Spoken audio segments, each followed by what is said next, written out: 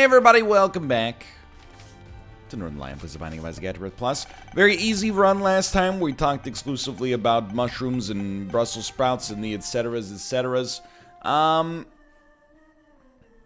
Hold on. We random Kane? Is this my dream day? XJO day? Zerks? You know, it's spelled as you would expect Zerks to be spelled. I hate when people say that. Spelled as you would expect it to be spelled. Because, you know, my last name is Laterno. I always, and oh, by the way, spare me, please, if you're like, actually, it's Laterno. It's my name! I'm not saying it's pronounced, you know, Timothy. I'm just, you know, that's the Anglophone, emphasis, okay? So you don't get domain over that many things in your life.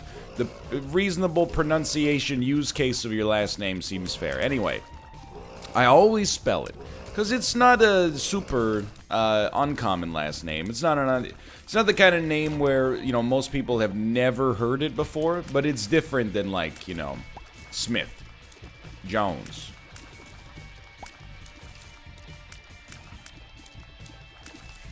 I'm trying to think of any other last name that is common. I mean, there's a lot. Hughes, that's one. Miller. Okay, see, then we got enough. I was just scanning through Canucks players. Myers. I will say the Canucks have some names that are not that common. They sound almost like made up, like, you've seen, I'm sure, the viral tweet of that, hold on, I am gonna go check out the curse room.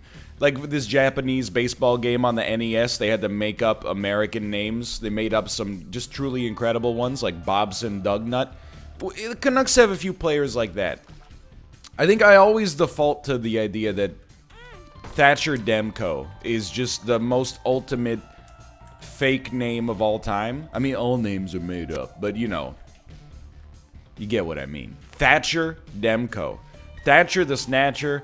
Demko the... Okay, nothing really rhymes with Demko. I never considered that. Brock Besser is a fairly fake name. It's not actually a fake name, of course. What I mean is it's so well suited aesthetically to the world of sports. Thatcher Demko. Alternatively, it sounds like something you'd hear over the radio in a Jack Ryan movie. Everything's gone Thatcher Demko. Oh, so get him out! Get him out! You know? What was I talking about? Oh, okay. I always spell it out. Like, if I have to purchase something and they're typing up an invoice, you know, at a store for boomers, I always spell it, and then sometimes they go, wait a minute, can you spell that for me? And it turns out they spelled it with an A instead of an E. And I'm like, that's why you gotta let me spell it. You know, you shouldn't make the assumption. It was probably one of the first things I learned as a child was, you know, I'd go to, like, you know, the bank with my mom, and she would spell out our last name for the employee. And I was like, it seems like if you're gonna live with this name for a while, it's a very useful skill. Not that I'm complaining. Anyway. I'm recording this. It is, we're in flex period, you know? It's my day off, but it's been a busy week. And by busy week, I mostly mean, you know, my parents are in town, so it's been like the opposite of busy, but a lot of time has been sucked up. So, you know, I'm taking a little bit of recording time on my day off. We also have a dentist appointment later today. Or as I like to call it, and this is going to be a needlessly overlong bit of verbosity, or as I like to call it, both the dentist and the hygienist agreeing that everything's fine, but still you better start flossing, or next time you come in, it's going to be a disaster. I'm not... Look, I don't mind. I'm very blessed, I guess, in a couple of different dental regions. Obviously, you know, I don't have the straightest teeth of all time. I'm just like, you know, I'm over it. Maybe I'll do Invisalign when I'm 75, but it doesn't bother me. Hold on. Maybe we'll wait and see if we want to take that after the deal with the devil if we need the HP, but I don't really want to lose the speed yet. Also, I hate walking over things and having them... Oh, wow, that's fantastic. Well, that compensates a little bit, so they might actually be doable. But, you know, in terms of, like, tooth health, I'm pretty, you know, pretty lucky. My parents have good teeth. And, you know, they instilled proper dental hygiene into me as a youngster. We're just gonna leave that for now, of course. And apart from that, I also, you know, I stay away from a lot of foods. I just don't have a natural, like, proclivity for a lot of foods that are tooth destroyers. You know, I don't eat a ton of acidic foods. Even when I drink coffee, it's usually cold brew, which is less acidic. And, I mean, we'll certainly take this. You know, I don't really eat candy. I don't drink, you know, sugary beverages, basically ever. So I think I'm in a good position, but still, every time I go, they go, or the dental hygienist goes, hey, I got a simple rule. Only floss the teeth you want to keep. And I go, ha ha ha. And he goes, you get it? And I go, listen, buddy. I don't know if you know this, but I work in the field of professional comedy in some ways. It depends on the day. Trust me, I get it. Also, good one. And I'm not even being facetious, but I already put on my angry voice. Good one, buddy. Anyway, but there, it feels not evidentiary based. You know what I mean? Because every time they're like, everything looks good. You're doing great, sweetheart. That Sonicare is really working out for you.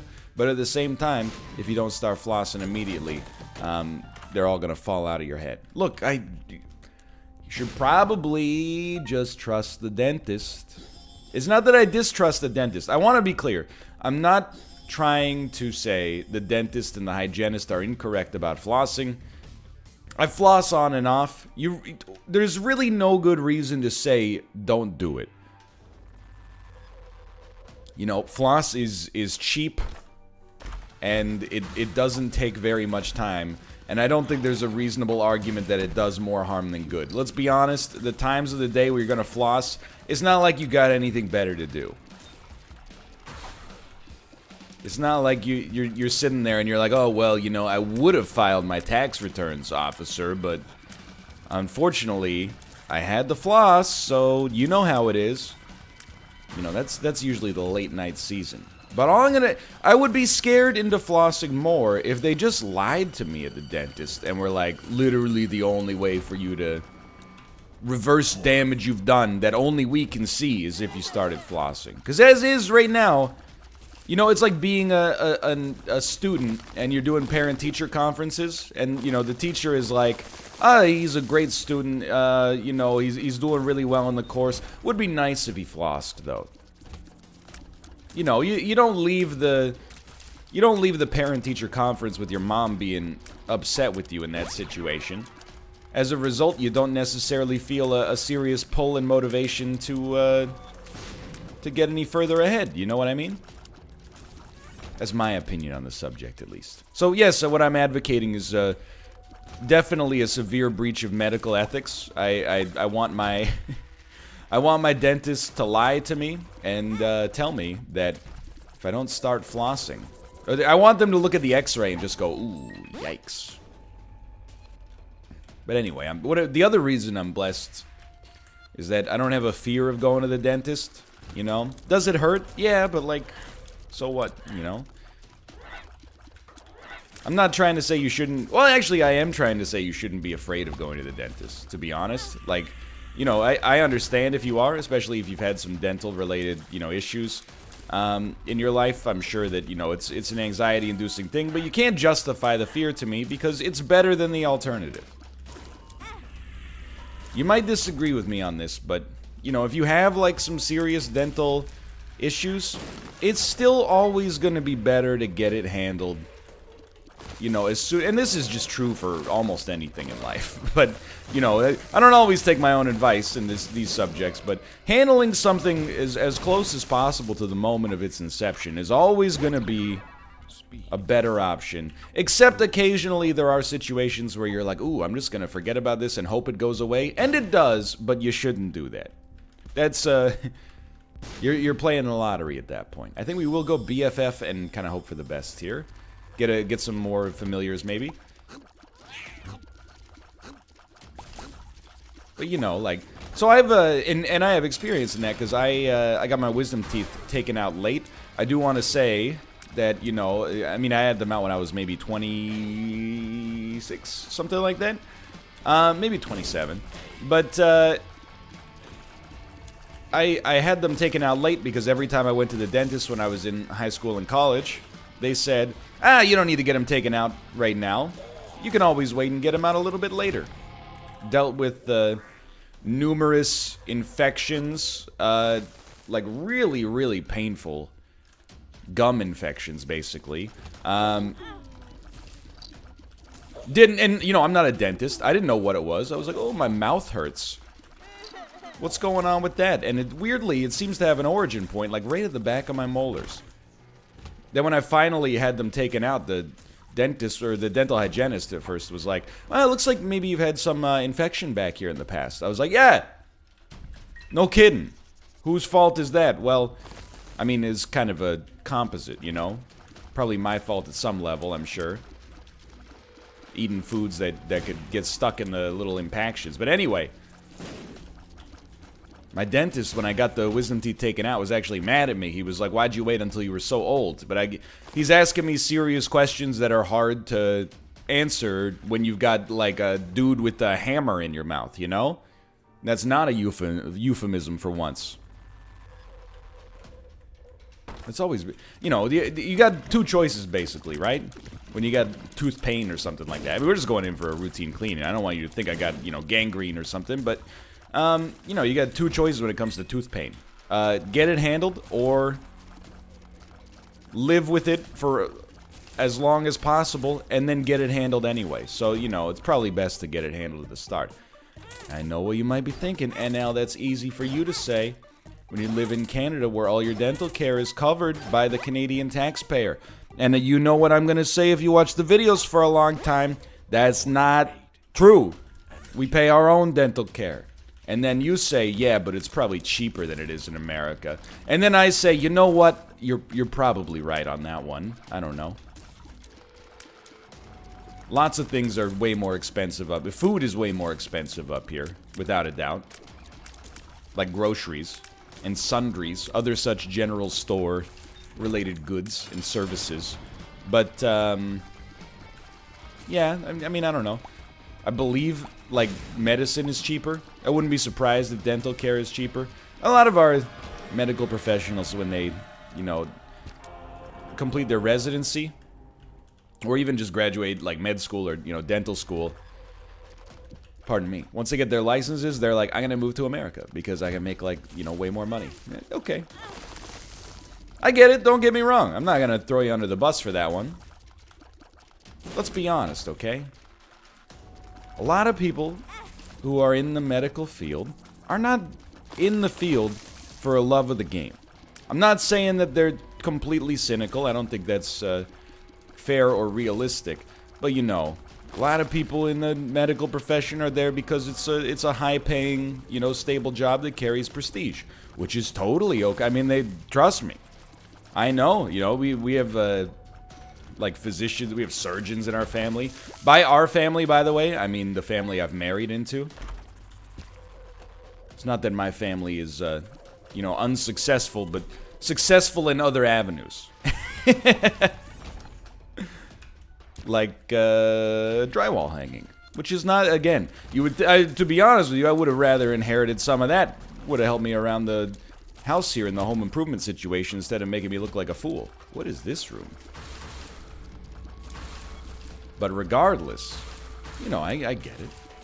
You know, you're in school every day of your life from age 4 to age 28.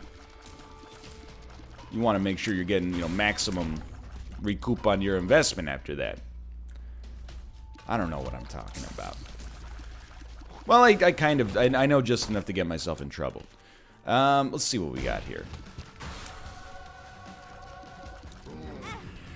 It was, and I've, you know, mentioned this probably maybe a couple videos ago, I don't know, but it was my birthday a couple of days ago. Thank you, thank you. I'm not gonna steal the Patton Oswalt bit wholesale, but my most previous birthday to this one, you know, I turned from 29 to 30. It's not the most, you know, the most significant birthday in a human being's life. I mean, I feel like turning 30 is more significant than turning from 19 to 20, for sure. If we're talking about decades. I feel like turning 40, though, is more symbolic for a lot of people, you know? I feel like 40 is like that first age where you're like, okay, maybe now, like, I'm actually not old, but I'm on the crest of elderness. Sounds like a Dropkick Murphys song. So 30 is just somewhere in the middle. 30, I mean, it's kind of a hopeful birthday in some ways, I think, because I think you're like, well, you know what? I'm reaching an age where maybe I'm figuring it out a little bit. And then 40 is that age where you're like, oh, my joints hurt, maybe. Anyway. And then I'm like, you know, other important, you know, decade-based birthdays. I mean, I feel like 60 is another one. 60 is like, I am basically a senior citizen at this point. If some places is 60, some places is 65, but like, you know, you're getting there. 70 as well, but I feel like once you hit 70, it's not old. I mean, it's not so old that you should not expect to be on this planet much longer, obviously, but, you know, 70 is where you're like, I'm just happy to be here. You know, I will take this. At least that's how I hope I react when I get there. So I feel like, you know, once you hit that age, yeah, that was not smart. But hey, we broke even. It's a little different. But what's the most significant birthday in a human being's life? I feel like it's gotta be 18. At least in Canada, you know, and I think, you know, North America in general. That's a very symbolic birthday, you know? That's when, you know, the Canadian government recognizes you as an adult instead of as a child. Even though, like, let's be honest, if you're 18, you're probably smarter than you were at 17, but you're not as smart as you're gonna be. You might think you are, but you'll. I promise you that perspective will change as you get older, or should at least. But you know, that's. Yes, you can buy, you can vote, you can buy, you know, cigarettes, I think. You can drink in Quebec and Alberta. You can also be tried as an adult, which is, you know, and it's a serious, I mean, it's not like I'm getting involved with that sort of stuff on the regular, but, you know, when you're, like, 14, you're like, I can do whatever I want. And it doesn't matter. When you're 18, you're like, yo, straighten up, act right. Things are, we're playing for keeps now. We're on permadeath mode. Anyway, I don't know. I think 18 is the most significant birthday. That's my 2 cents. At least here. I really feel like it's 18 or 40.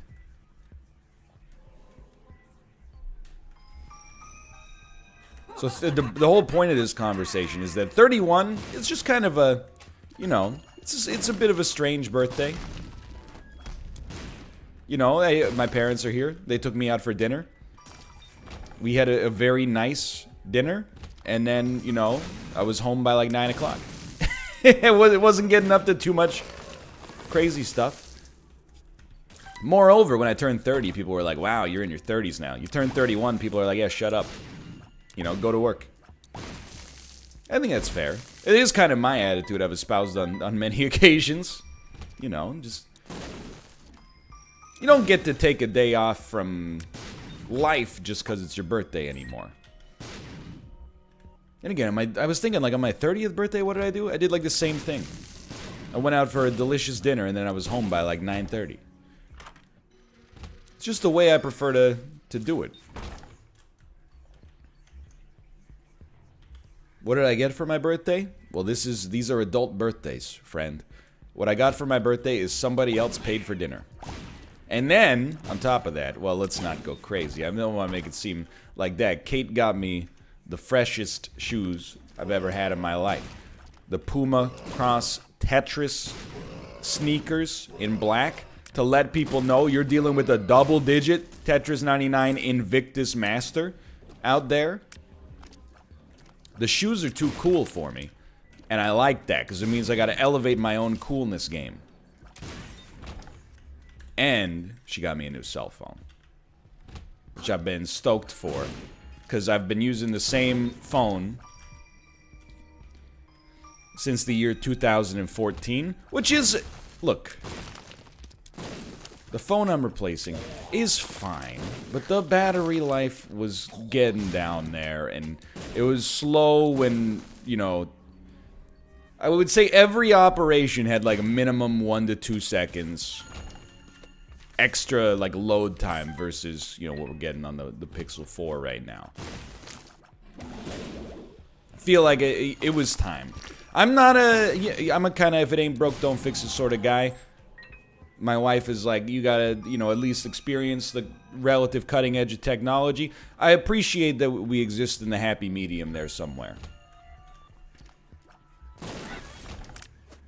If it weren't for her, I would still be creating my own clothes on like a straw loom in Upper Canada Village. There's a little joke for my Eastern Ontario viewers. Does Upper Canada Village still exist?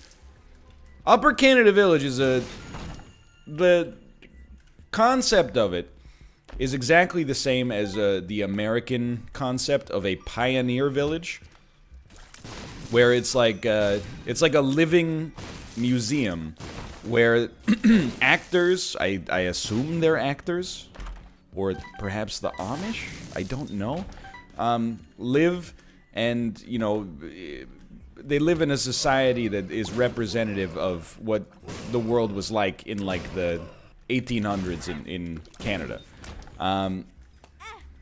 So it's like it's a tourist destination. I went there for many field trips as a youngster. Always, by far, the most boring field trips of all time. Now, having been a teacher, however briefly myself, I understand, you know, you can't just because a field trip is boring does not make it invalid. Because kids are bored by cool stuff, stuff adults think is cool. And kids are entertained by stuff that adults think is just absolutely brain dead sometimes, you know? Hey, for today's field trip, we're gonna play a bunch of Temple Run. That's not a good field trip. That doesn't justify a use of school resources, you know? But it really was, like, I don't think it's a bad experience. As an adult, you'd probably appreciate it a little bit more. But as a child, they're like, hey, you know that bread you eat every day? Well, in Upper Canada Village, it doesn't come from a factory. We've got a grain mill. Look at this wheel spinning around. And then everybody's just like, okay. Okay? That's Ness. Sweetheart. This run. It's good. Don't get me wrong. He's got some goodness, but is surprisingly slow. I think surprisingly safe as well, but I have very few memories of Upper Canada Village, except hold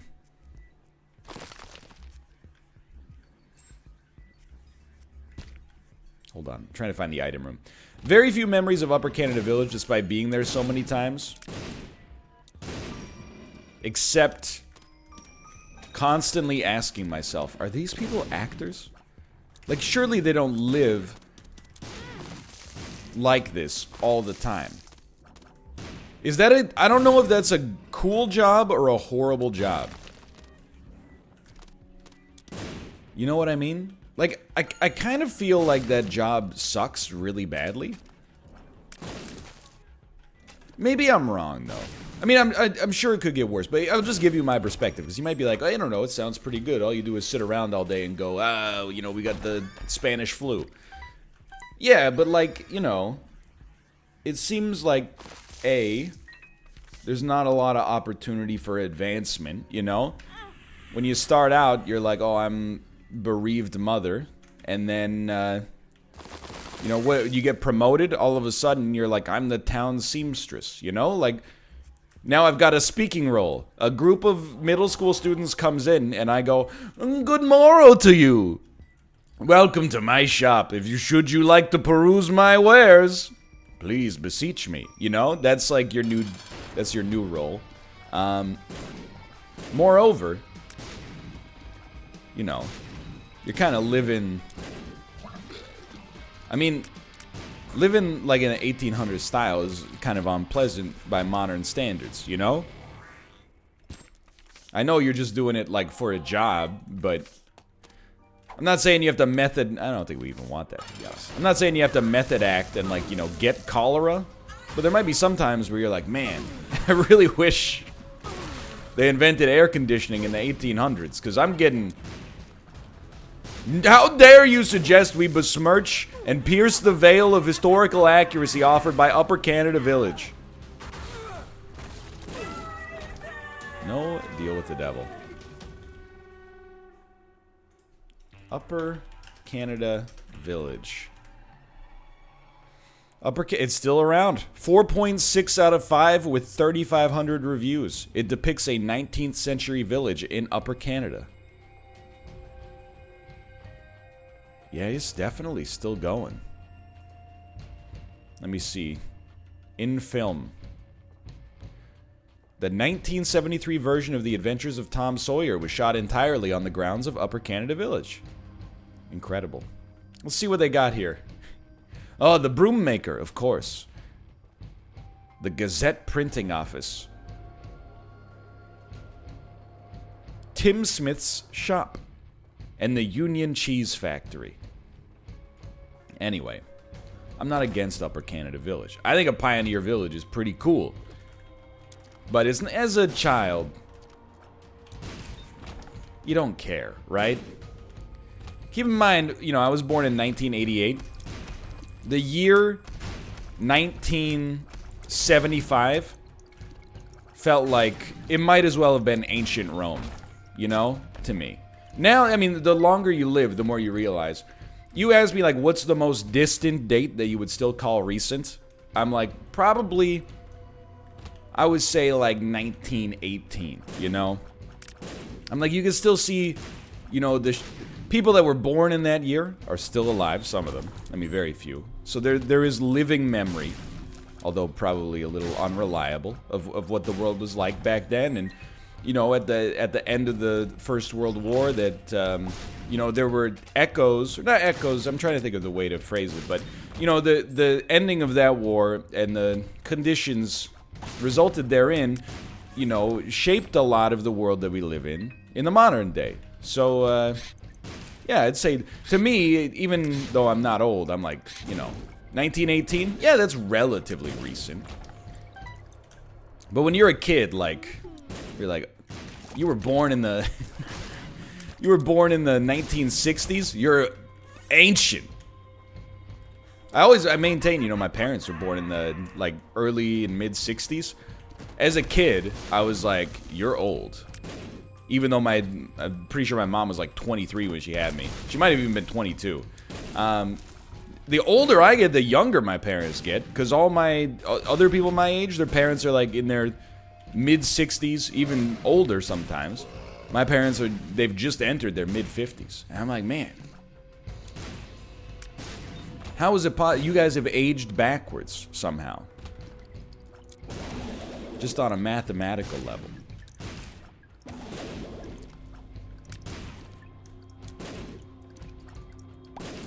It's just, you know, your perspective changes a little bit as you get older. What's the most recent date that I would call ancient? Oh, I don't know. I feel like it's more determined by like how much the world has changed, right? Like the structure of our society today is not that dissimilar to where it was in like the, you know, early 20th century. You know, obviously I'm not trying to say that they had, like, you know, iPhones during 1930s, but, you know, I feel like if you go back to, like, the 1600s, you're like, whoa, this is way different. If you go back to, like, the early 1900s, I mean, people would still probably throw you in jail for, you know, being, I'm not going to say a witch. That's a little bit anachronistic, but they would be like, something's not right with this guy. Get him out of here. If you go back to the 1600s, I'm like, you got to lay low, brother. You're going to get yeeted for sure. I hit him. Okay, so I don't think you are the pin that will ever actually have your tail exposed. So I am actually just... Oh, okay, never mind. We win. Wow, I'm so good. I'm so good. Repeated 4 times.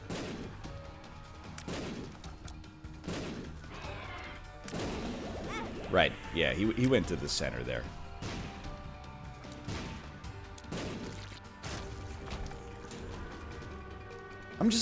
I'm modestly disappointed by our damage dealing potential right now. That's all I'm gonna say. I'm not negative about it. I'm just like, these bombs are not as potent as we would expect.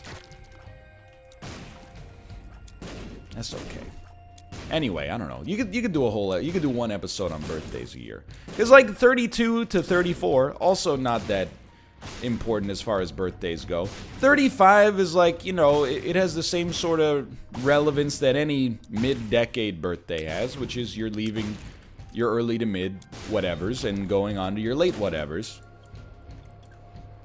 But there's not, you know, there's no more important birthday really until 40. Even 50, I'm like, 50 is just old 40. I don't feel like 30 is old 20 at all. I'm like, 30 and 20 are cosmic and seismic changes. 40 to 50, I mean, I haven't lived at that point yet, but I'm like, come on. If you're 50, you're really just 40 and a bit, right? I've looked at my demographics.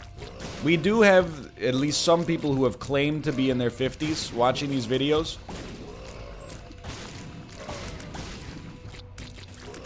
How do you feel about it, you know? First off, that's very flattering, by the way. I would... Like, one 50-year-old viewer on YouTube, not monetarily, but, like, spiritually, is worth as much to me as, like, I don't know, like 100 12-year-old viewers. A lot of creators aspire to... Maybe, I'm not saying they're putting on an artifice here, but they have a desire to appeal to a younger audience. How do you do, fellow kids, etc., even as they get older and older? And I don't think there's anything wrong with that. I mean, come on, I'm saying yeet all the time. So, I mean, mostly I'm saying it ironically, but then I started saying it ironically for so long that it just became an unironic part of my vernacular, which is not embarrassing, but comical at least. You know, from a metrics standpoint, it is a good business decision to on YouTube to appeal to the younger demographic. You know, ignoring Kappa at least, but we're not gonna get into that. But in the same way that on television, you know, it's very it's sensible to kind of court that dynamic, or the demographic, I should say, of people who are like, you know, rich and disposable income. Which is why every ad I ever see when I watch American television is for class action lawsuits or medicine. Or weird products that nobody needs but exist exclusively because they're made in America. Like, there's one company, I don't remember the name of them, but I see their ads on TV all the time. And they're always like stuff that nobody needs, like, or very few people need, let me put it that way. Like, hey, it's a HD reading glasses. And they show you, like, you know, this is what your vision would look like before. Then you put the HD glasses on, and I'm like, look, I'm not blaming the victim in this case, but you gotta be a pretty huge idiot to believe that non-prescription, like non-corrective lenses are gonna make you, they're gonna improve your vision so much that you're like seeing in 4K. That's just not how like light works. But the whole purpose of the pitch is it's not actually selling a product. It's selling like patriotism. They're like, you drive a big freaking truck, you get headlights in your eyes all the time from other people who don't know how to turn their dang high beams off because, you know, nobody has any freaking manners anymore. Check this out. They put on the glasses. First off, it kills all the glare. Secondly, they're like, oh my god, look at that. There's a picture of an eagle.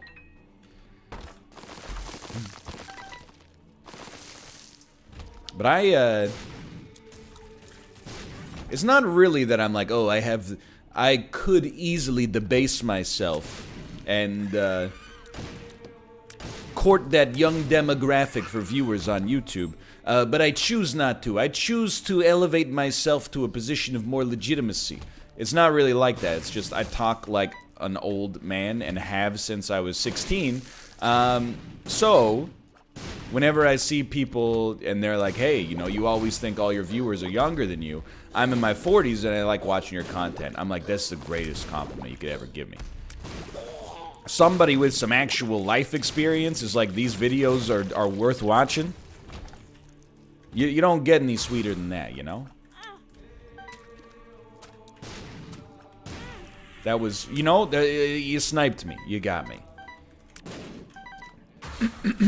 And when I see comments that are like, I'm 14 years old and I love your videos, I'm like, don't tell anybody at your school you watch me. Tell them you watch Tim the Tat Man.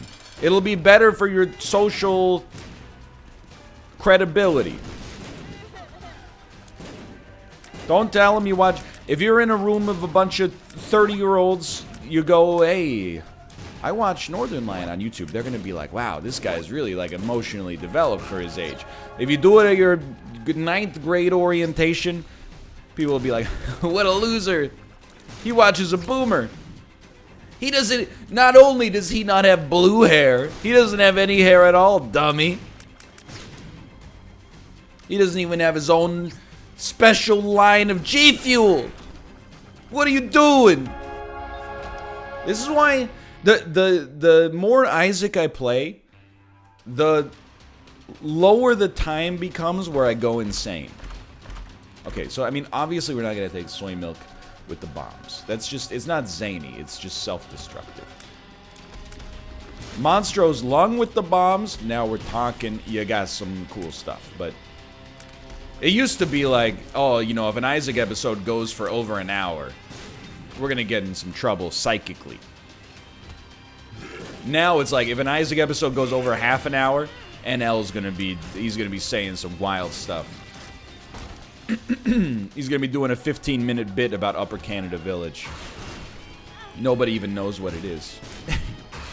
Are the people at Upper Canada Village actors?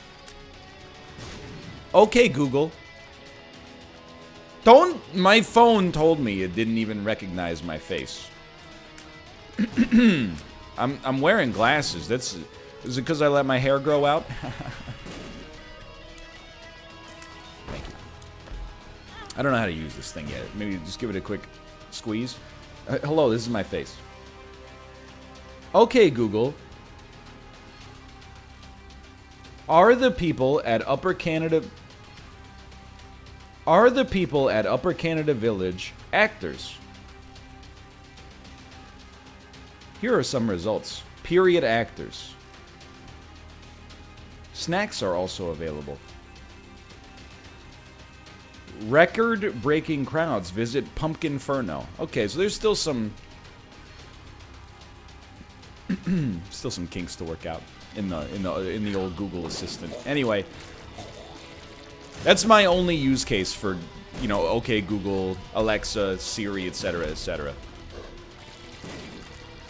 Dude, I gotta tell you, this is biting the hand that feeds. But for Champions of Fire 1, we got an Amazon Echo Dot.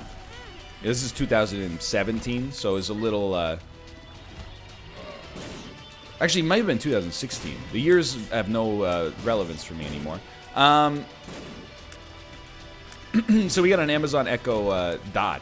And I was so stoked. I was like, oh my god, it's a new piece of technology that everybody's gonna have. It didn't work in Canada, so I had to like... I tried to download like an American APK. You know, like an installer for an American app. So I could use the Echo Dot in Canada. So I could say things like, hey Alexa, what's the weather today, you know? 3 years later, I feel like a freaking idiot. I was willingly, for fun, trying to install like a microphone and speaker into my house. I feel like...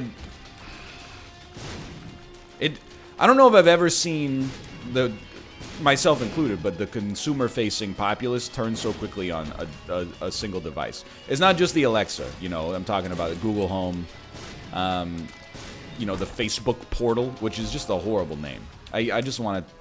That's just an audacious name for a company that is already known for, you know, not caring about your privacy at all. I mean, I get that it's a public network where people also share information willingly that they probably shouldn't, but, you know, name it after the like something a magician can create that forcefully invades your personal space.